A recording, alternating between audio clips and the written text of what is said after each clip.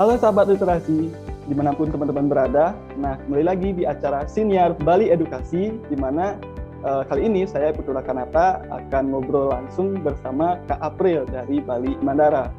Nah, adapun buku yang akan dibaca yaitu novel Ayah karya Andrea Hirata. Nah, bagaimana sih isi dari bukunya itu sendiri? Langsung saja kita dengarkan dari kakaknya. Nah, sebelum itu kita sapa terlebih dahulu. Halo Kak April. Halo Kak Raka. Nah, gimana kabarnya nih di sana? Astungkare, untuk saat ini kabar saya selalu baik Kak. Dan semoga sahabat literasi semua juga selalu baik ya. Wah, Astungkare, walaupun saat ini kondisi masih pandemi, tapi kita tidak boleh menyerah, kita harus bisa berkreativitas walaupun di rumah saja. Nah, Ya Kak. boleh dong diperkenalkan diri terlebih dahulu Kak April? Baik, terima kasih Kak atas waktunya. Perkenalkan, nama saya Gede April Gunawan. Saya merupakan salah satu siswa di SMK Negeri Bali Mandara dan saya mempunyai hobi di bidang bernyanyi atau di bidang musik ya. Nah, jadi di kesempatan kali ini saya akan menceritakan isi buku, yaitu buku novel Ayah karya Bapak Andrea Hirata. Nah, seperti itu Kak. Wah, keren. Nah, sebelum kita membahas lebih jauh mengenai bukunya, boleh dong tahu kenapa sih atau alasannya kenapa Kak April memilih buku novel Ayah ini? Nah, jadi waktu itu saya sedang mencari bahan bacaan di internet, Kak. Nah, kebetulan saya melihat sebuah buku. Nah, tentunya ini buku Ayah. Nah, di mana pas saya buka buku tersebut ada kalimat penyambut, Kak, yang berbunyi, hidup ini memang dipenuhi orang-orang yang kita inginkan, tetapi orang tersebut tak menginginkan kita, dan sebaliknya. Wah, jadi saya langsung terpancing nih Kak. Saya penasaran dengan isi bukunya. Lalu saya memilih buku ini untuk saya baca Kak. Seperti itu Kak. Wah, mantap. Sebelumnya memang suka baca novel atau gimana nih? Suka sih Kak, cuman lebih ke yang memiliki kata-kata yang menyentuh gitu Kak. Kayak untuk memotivasi seperti itu Kak. Oh iya, keren. Nah, daripada lama-lama penasarannya, langsung saja deh. Kak April, boleh dong diceritakan apa sih isi dari bukunya itu sendiri? Barangkali nilai-nilai yang terkandung di dalamnya, biar kita semua itu juga bisa terinspirasi dan bikin penasaran gitu, ingin baca juga. Silakan Kak April. Baik Kak. Nah, jadi terima kasih atas waktunya Kak. Di sini saya sebelumnya akan memperkenalkan identitas buku ini terlebih dahulu ya Kak. Oke, yang pertama, nah judul buku yang saya baca adalah Ayah. Nah, penulis dari buku Ayah ini merupakan salah satu penulis novel terkenal ya Kak, yaitu Bapak Andrea Hirata. Nah, jumlah halaman dalam buku ini berjumlah 396 halaman utama dan total keseluruhan adalah 412 halaman. Nah, seperti itu Kak. Jadi, saya membaca buku ini ada beberapa kelebihan ya Kak. Yang paling utama ini, novel Ayah ini mengajarkan kita pentingnya arti kasih sayang Kak. Perjuangan, pengorbanan, di mana di buku novel ini ditekankan untuk kasih sayang dari seorang ayah kepada anak-anaknya. Nah, seperti itu Kak.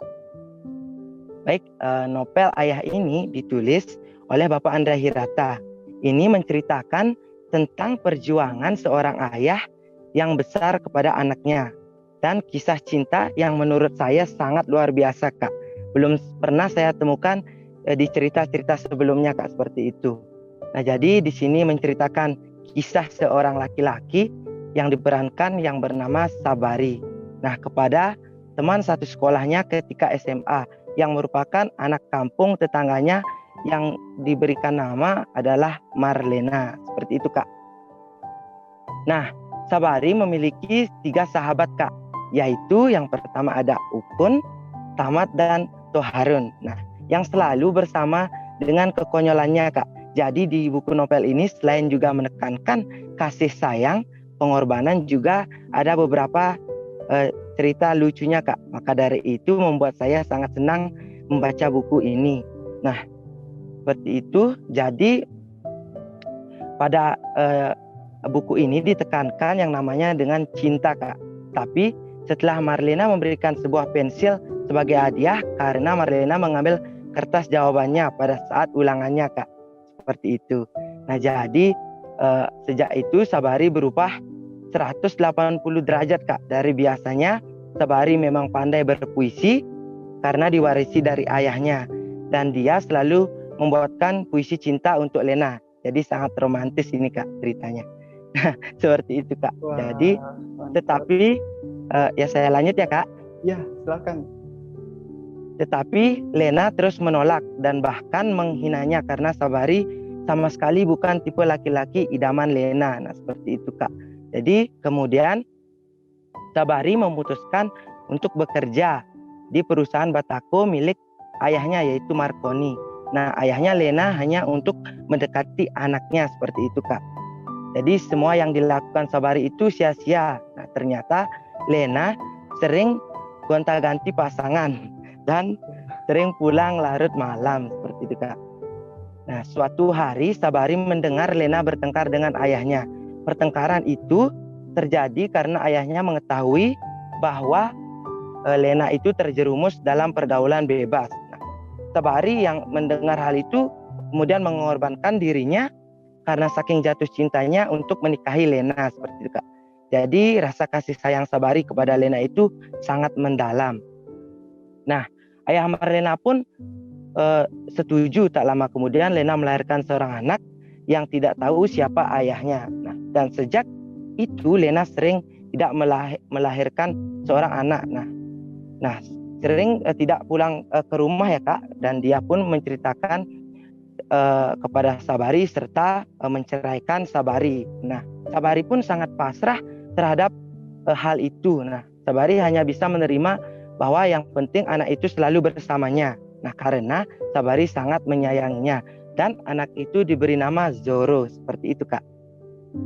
Nah Zoro kemudian mempunyai sifat yang sangat lembut Kak. Bahkan dia tidak pernah memiliki sifat yang marah dan juga memiliki kebesaran jiwa yang diturunkan oleh Sabari seperti itu Kak. Nah jadi suatu ketika Zoro berumur sekitar 3 tahun, dia bermain di taman bersama bapaknya yaitu Sabari, dan Lena pun datang bersama laki-laki lain. Nah, pada hal tersebut terjadi sebuah pertengkaran yang sangat hebat di mana laki-laki tersebut dan Lena itu ingin mengambil Zoro secara paksa Kak. Nah pada saat itulah kejadian itu Sabari menjadi kehilangan segalanya. Nah mulai dari istri, anak dan semangat hidupnya Kak. Jadi pas saya membaca cerita ini saya sangat sedih Kak, karena gimana ya, kasihan kepada Sabari seperti itu Kak. Nah semangat hidupnya pun sangat menurun dari sikapnya yang sangat semangat oleh Sabari tersebut dan menjadi yang sangat lemah dan pemarah. Nah setelah bercerai dengan Sabari, Lena menikah dengan laki-laki secara berturut-turut Kak, dan sudah berapa kali dia pindah dari satu kota ke kota yang lain. Nah tak lupa selama itu juga Zoro bersamanya Kak, seperti itu Kak. Oh Zoro, jadinya Zoro itu tetap bersama Marlena gitu berarti ya? Ya seperti itu Kak. Jadi Marlena ini banyak sekali menikah dengan laki-laki yang dia cari, dan Zoro pun selalu ikut dengan ibunya seperti itu Kak. Karena dia diambil secara paksa oleh Sabari seperti itu Kak. Nah karena terlalu putus asa, Sabari akhirnya menuliskan pesan di kaki penyu. Nah dia mendapatkan sebuah penyu dan menulis di layang-layang, kemudian diterbangkan berharap ada orang yang membaca pesannya dan mengembalikan anaknya yang bernama Zoro tersebut Kak, seperti itu. Nah jadi sampai Sabari pernah ditemukan di pasar dengan pakaian yang kumal dan tertawa jika melihat orang lain sedih. Nah jadi dia itu seperti gangguan jiwa Kak, karena dia sudah kehilangan semangat hidupnya Kak, seperti itu. Nah jadi begitupun sebaliknya, Sabari melihat dua sahabatnya yakni Ukun dan Rela yang sudah tamat dari SMA itu ya Kak. Jadi teman yang dulunya itu dia temui di Sumatera seperti itu Kak, di desa Sumatera seperti itu Kak. Wah, setelah berapa lama nih terpisah baru ketemu lagi? Kurang lebih setelah 6 tahun Kak, karena waktu itu umur Zoro masih 3 tahun dan masih kecil, dia diajak kemana-mana, jadinya Zoro ini tidak tahu mengetahui tentang siapa ayah yang sebenarnya seperti itu Kak. Karena dia bukan anak kandung dari ayah Sabari. Namun Sabari ini memiliki sikap yang patut kita teladani ya Kak. Karena sikapnya sangat kasih sayang, lembut, serta pengorbanannya dalam menafkahi Zoro sangat tulus. Nah bahkan sampai saat Zoro masih kecil, dia yang merawatnya hingga berumur 3 tahun Kak, tanpa kasih sayang seorang ibu. Nah ini sebabnya Sabari menjadi orang yang gila Kak, karena dia yang merawat Zoro, tetapi istri yang sudah menceraikannya yang membawa Zoro seperti itu Kak. Jadi ceritanya sangat seru Kak.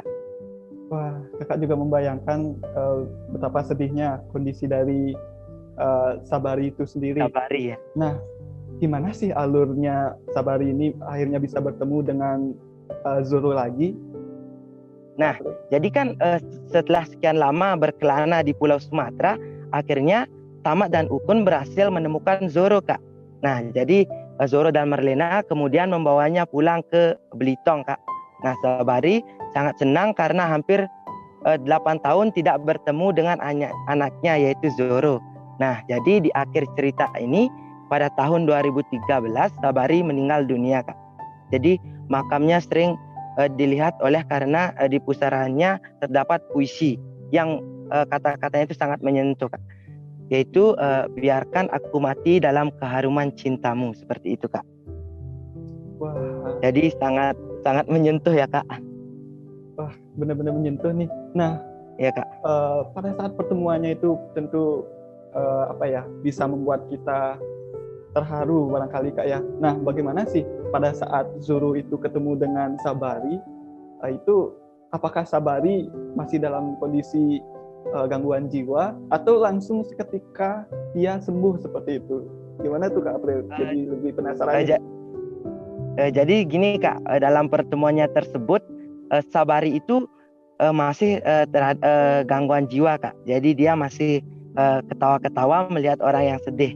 Jadi karena semangat hidupnya sudah hilang Kak. Jadi pada saat itu dia melihat Zoro. Nah kemudian dia ingat masa-masa lalunya yang membuatnya bahagia seperti itu Kak. Jadi sebelum dia meninggal dia merasakan bahagia untuk terakhir kalinya Kak. Seperti itu Kak. Oh iya ya, jadi semakin jelas. Nah menurut April sendiri nih nilai-nilai apa yang bisa kita ambil dari cerita dari Sabari dan juga Zoro ini agar kita juga bisa aplikasikan di kehidupan kita sehari-hari?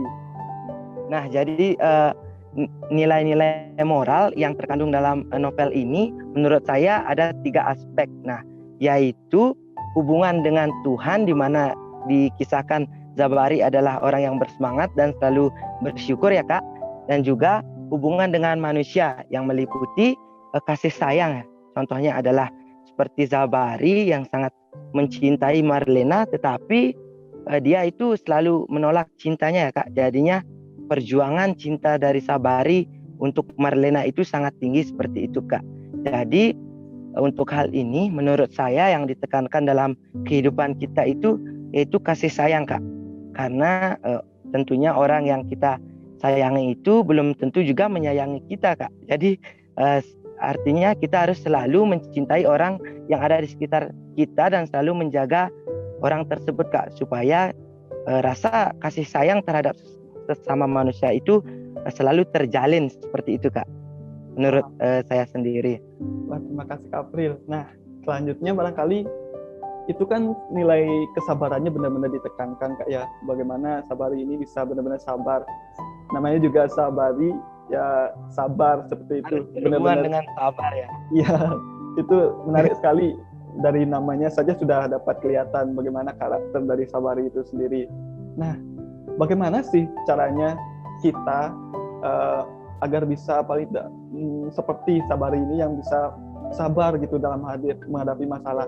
Nah, kalau dari Kak April sendiri, bagaimana nih menurut kakak? Atau barangkali setelah membaca semua bukunya ini, gimana sih caranya agar bisa kiranya kita seperti Sabari ini, sehingga bisa selalu sabar dan menyelesaikan masalah gimana pun keadaan kita gitu.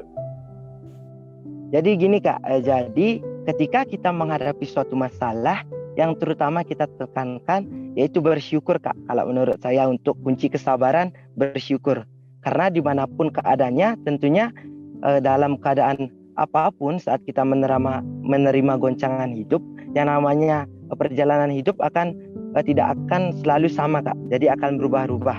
Nah, jadi di hal tersebut kita harus menekankan rasa bersyukur, di mana kita bersyukur kepada Tuhan yang menciptakan kita sehingga kita diberi sebuah kesabaran. Seperti itu Kak. Wah, mantap. Nah, terus mungkin barangkali nanti setelah membaca buku ini, kira-kira ada rencana selanjutnya untuk baca buku apa lagi nih Kak April? Untuk saat ini saya berencana untuk membaca buku karya Bapak Andrea Hirata lagi yang berjudul Sang Pemimpi Kak. Kayaknya seru itu Kak. Wah, dari mantap. judul saja sudah bagus Kak. Seperti itu. Ya, pokoknya nanti kita bisa ngobrol-ngobrol lagi ya, barangkali karena Kakak jadi lebih tertarik untuk membaca novel sekarang, karena banyak sekali nilai-nilai yang ternyata bisa kita juga dapatkan dari novel. Nah, seperti itu. Dan juga kita bisa terapkan di kehidupan Kak tentunya. Benar. Nah, barangkali dari Kak April sendiri, kira-kira ada pesan nggak sih kepada para pendengar ataupun yang nonton siniar ini agar kita juga bisa semangat gitu dalam membaca, bahkan sampai menyelesaikan 400 halaman ya, kurang lebih buku novelnya itu bisa terselesaikan dalam berapa lama Kak April? Itu sejak terjadinya pertama virtual literasi club, itu saya baca kurang lebih sekitar 2 bulan untuk mengumpulkan siniar kontennya itu Kak. Jadi kurang lebih 2 bulan. Dan itu setiap hari saya akan baca satu subbab Kak, satu bab.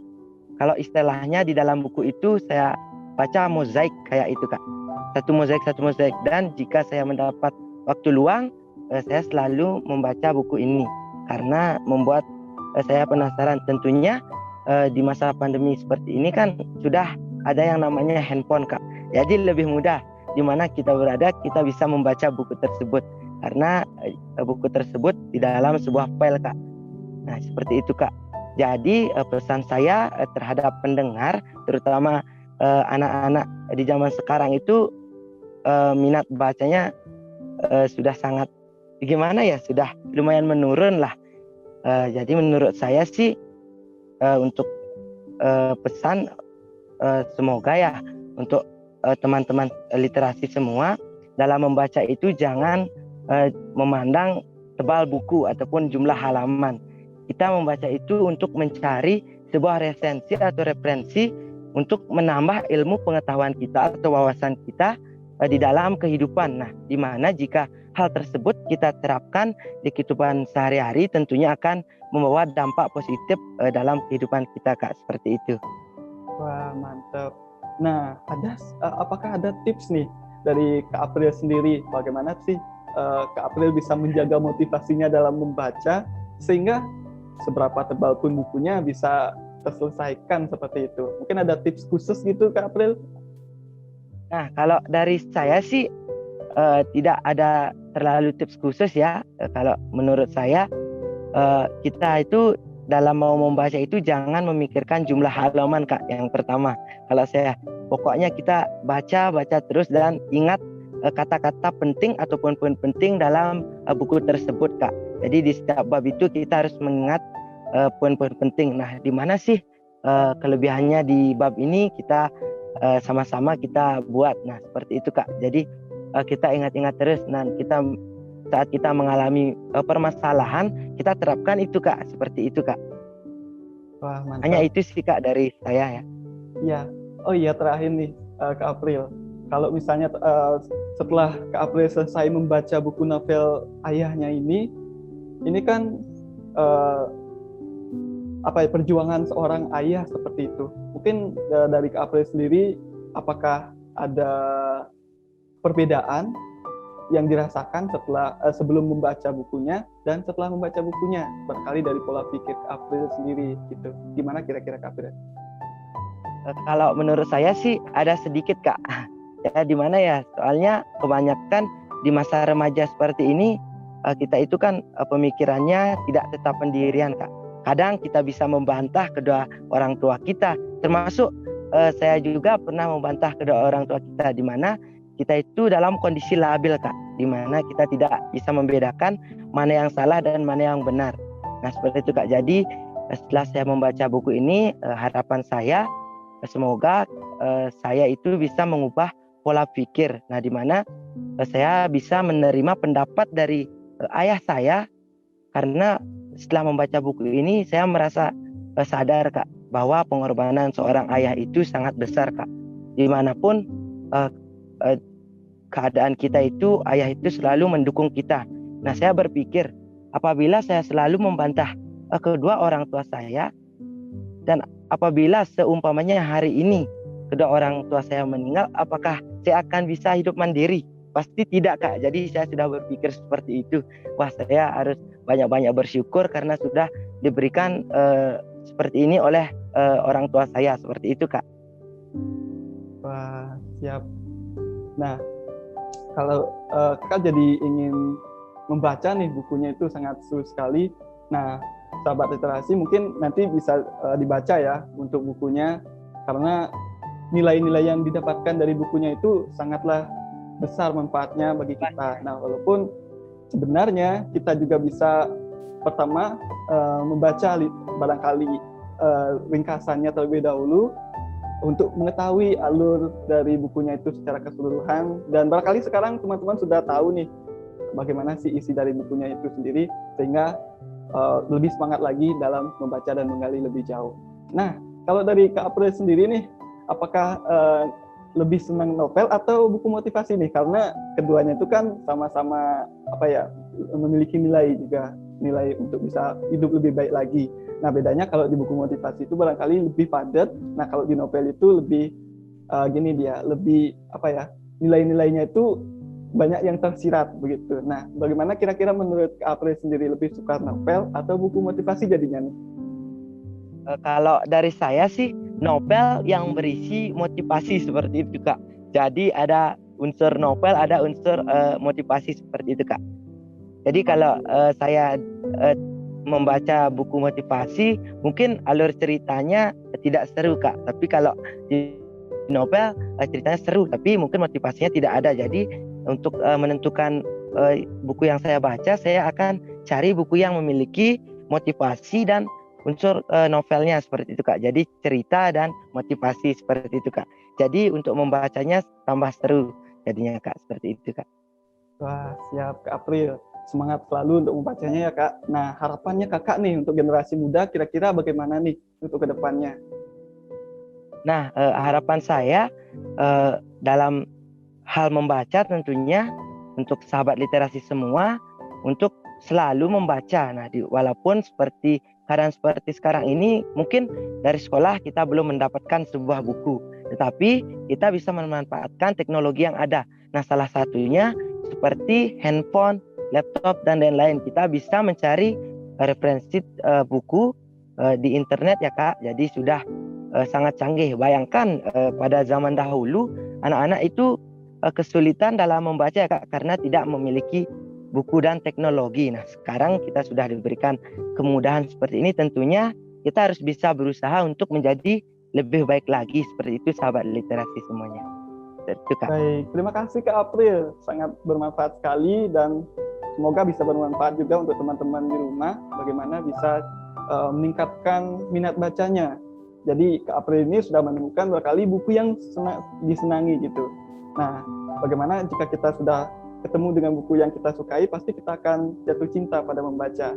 Semoga teman-teman semua juga terinspirasi dan mulai dari hal-hal yang sederhana untuk mulai bisa membaca. Nah, barangkali mungkin dalam satu hari jika belum terbiasa membaca, barangkali sehari satu halaman gitu, Kak April ya, barangkali. Ya, seperti itu, Kak. Pasti lama-kelamaan akan terbiasa, Kak, seperti itu. Nah, Kak April sendiri ini suka membaca dari kapan sih, Kak? Nah, untuk membaca sebenarnya dulu di SD saya suka membaca buku-buku cerita, Kak. Seperti dongeng, seperti itu, Kak. Karena di perpustakaan sekolah saya di situ banyak buku-buku dongeng. Dan juga mungkin waktu itu sempat ada perpustakaan keliling, saya meminjam buku seperti buku dongeng dan juga eksperimen-eksperimen seperti itu, Kak. Jadi saya suka membaca buku dongeng, eksperimen, dan untuk membaca novel saya tekankan waktu SMP, Kak, karena waktu itu kakak kelas saya meminjamkan sebuah buku novel untuk pertama kalinya, yaitu yang berjudul Laskar Pelangi, Kak, seperti itu. Laskar Pelangi. Bisa dibayangkan ternyata udah dari SD ke April senang membaca seperti itu. Nah, barangkali untuk teman-teman semua, dalam membaca itu berarti kita juga harus sabar, karena jika baru memulai pasti kita belum mendapatkan mungkin rasa senangnya dalam membaca. Nah, Kak April ini dari SD sudah senang membaca. Nah, barangkali kalau teman-teman baru memulai, jadi nggak usah khawatir, jangan takut, karena wajar karena jika kita memulai kebiasaan baru itu pasti membutuhkan proses dan waktu. Nah, seperti itu barangkali yang bisa sebuah adaptasi, Kak, membutuhkan sebuah adaptasi. Ya, benar sekali. Terima kasih ya Kak Aprilia atas motivasi dan juga cerita dari bukunya yang sangat menginspirasi sekali, dari perjuangan Sabari dalam cintanya, kemudian dalam merawat anaknya, dan juga mewariskan sifat sabarnya itu kepada anaknya. Dan juga semoga teman-teman semua terinspirasi untuk kedepannya saat sudah memulai kehidupan baru, berkeluarga, bisa menurunkan nilai-nilai yang baik kepada anak-anaknya, sama seperti Sabari. Itu walaupun kisah hidup dari Sabari itu barangkali sangat sedih ya dalam perjuangannya itu sendiri. Nah, akan tetapi kita bisa ambil nilai-nilai yang sangat berharga agar bisa kita aplikasikan dalam kehidupan kita. Kita kan nggak bisa terlepas dari masalah ya Kak April ya. Pasti kita lalu akan mendapat masalah, Kak. Benar. Nah, maka dari itu kita juga tidak boleh berhenti untuk mencari tahu kisah-kisah inspiratif yang tentunya bisa kita jadikan tolak ukur agar kita bisa semakin lebih baik lagi.